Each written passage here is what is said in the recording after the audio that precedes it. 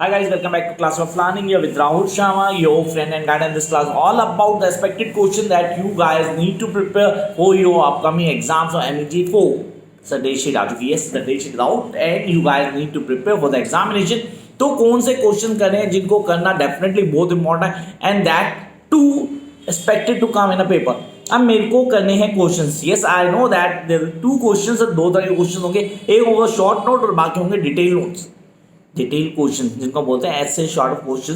तो यहाँ डिस्कस करने वाले हैं. पहले लॉन्ग क्वेश्चन की बात करते हैं, then I will come to the short question. तो गाइस मेक श्योर कि जो क्वेश्चन मैं बता रहा हूँ इनको आप ऑन टिप कर लेंगे. ये सारे नोट्स में अपडेट हो चुके हैं, नए नोट्स बन चुके हैं, तो उनमें ऐड ऑन है. दोस्त हैव गेट द नोट्स. अगर ये नोट्स ना मिले तो guys just ring me, you will get the notes, don't worry. Let's start the class. Basic है हमारे पास और नोट्स फ्री नहीं होते, नोट्स के लिए पे करना पड़ता है पहले. Then you get the notes on your email IDs. Question number 1, the most expected question जो confirm है इस बार आएगा. Discuss the difference between European and American structuralism in detail. I repeat, discuss the difference between European and American structuralism in detail.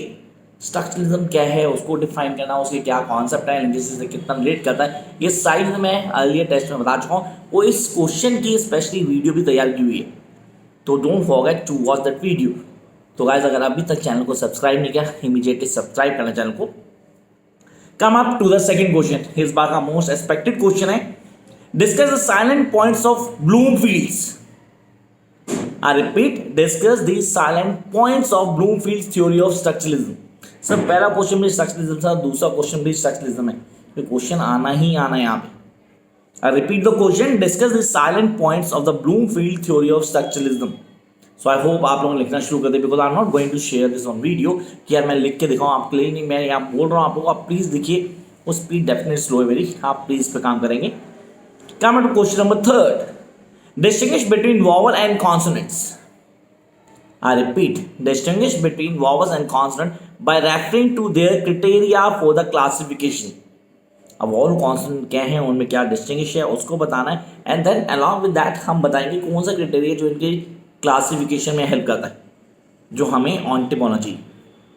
Come to question number 4, what is intonation. What is intonation, मतलब intonation की बात की गई. Sir this is expected question. Sir हम इसको देख सकते हैं शॉर्ट नोट्स में भी इंटोनेशन आता है, डेफिनेटली वोवल कॉन्सोनेंट भी शॉर्ट नोट में आते हैं, अमेरिकन स्ट्रक्चरलिज्म भी शॉर्ट नोट में आता है. अगर मैं बात करूँ तो क्या शॉर्ट नोट में क्वेश्चन मुझे करने की जरूरत पड़ेगी? Yes, maybe there's a need to do for the short notes, लेकिन अगर मैंने यहाँ कर लिया then I need not to do at that place. So distinguish, I repeat, what is intonation? Describe the three tone. I repeat, describe the three tone groups in terms of their function. तीनों tones बतानी है आपको. अभी तीनों tones कौन सी हैं इसके लिए इंटोनेशन वीडियो को देखना ना भूलना यार, पूरा क्वेश्चन क्लियर हो जाएगा. अभी 4 क्वेश्चन होने, चारों क्वेश्चन की वीडियो आपको मिल जाएगी यहीं पे क्लासिक वे ऑफ लर्निंग में. Come to question number 5. Define bilingualism. I repeat, define bilingualism. Discuss its consequences in language 1 and language 2. यहाँ पे सेकेंड लैंग्वेज को मैंने ऐड कर दिया, लैंग्वेज एक्विजिशन का कॉन्सेप्ट क्लियर कर दिया, वो सब यहाँ आने वाले. वही पेपर में बहुत इंपॉर्टेंट भी है. तो here define bilingualism. Discuss its consequences for the L1 and L2. Come up to question number 6. What do you understand by the language variation? ये लैंग्वेज वेरिएशन क्या होता है? इंडिया में बहुत मिलती है, चाहे मैं रजिस्टर की बात करूँ, चाहे डायलेक्ट की बात करूँ, चाहे स्पीच कम्युनिटी की बात करूँ, सारी की सारी चीज़ें यहाँ थी.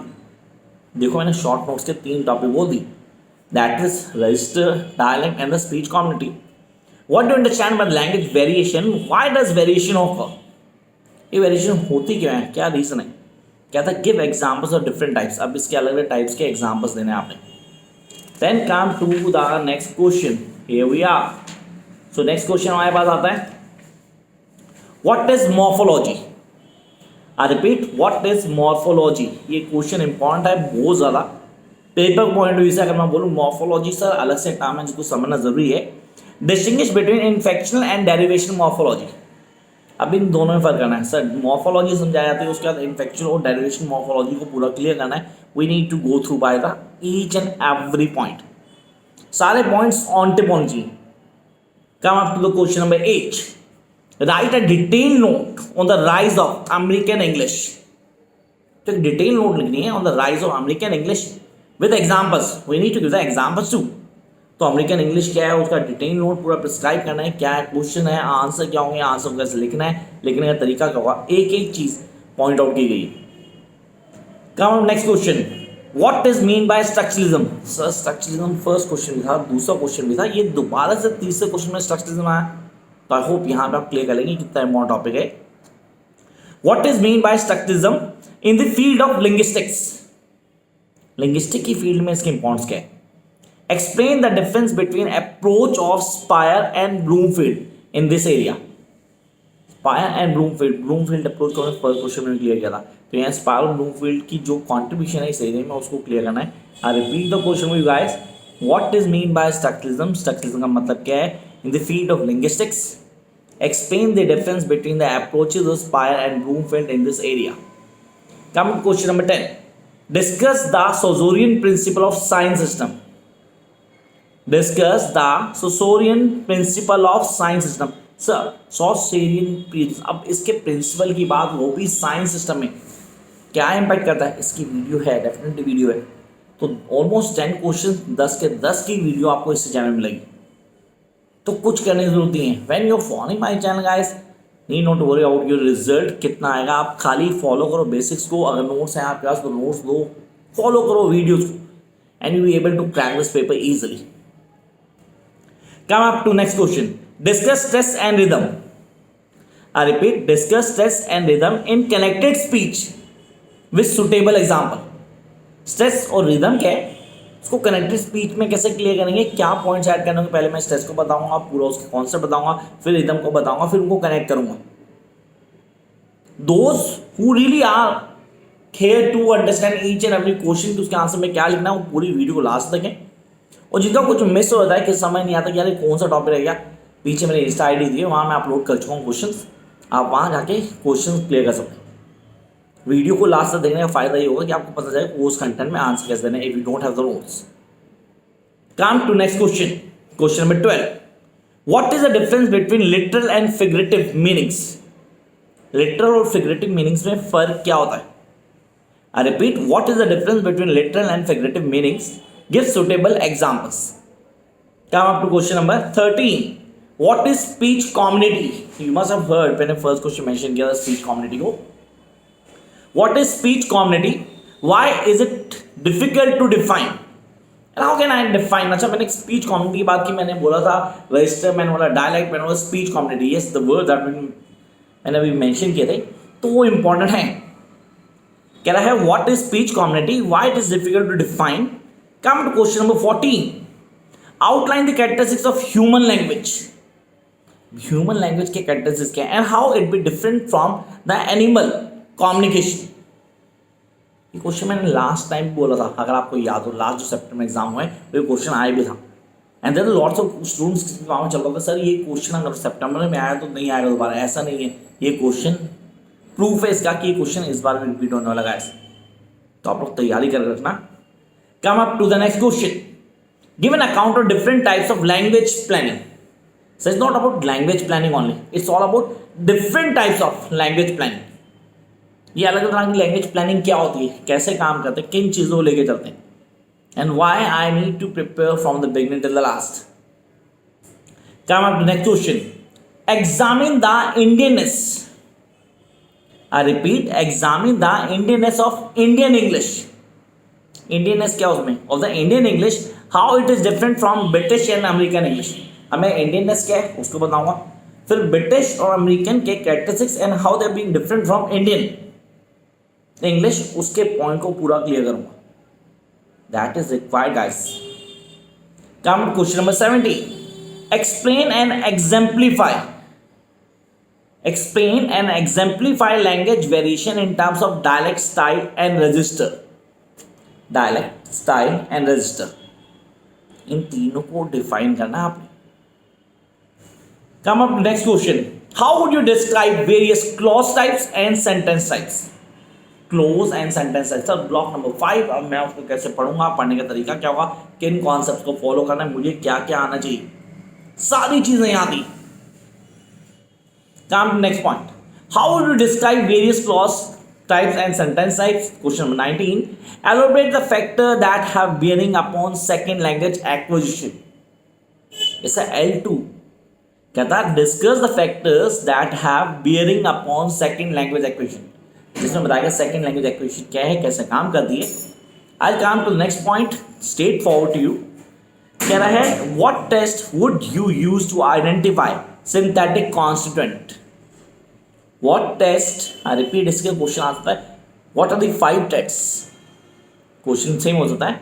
कहता है what test would you use to identify synthetic constituent? I hope ये क्वेश्चन आप लोगों को आता होगा. And the maximum of the students have never heard about this question. उनको पता ही नहीं कहाँ से आगे क्वेश्चन, यार ये आया तो हम कैसे करेंगे. तो ऐसे बहुत सारे क्वेश्चन हैं जो नोट्स में आपको मिलते हैं. ये तो सिर्फ ग्लिम्स दिखाता हूँ. मेन क्वेश्चन नोट्स में बहुत कुछ होता है जो आपके मतलब का होता है.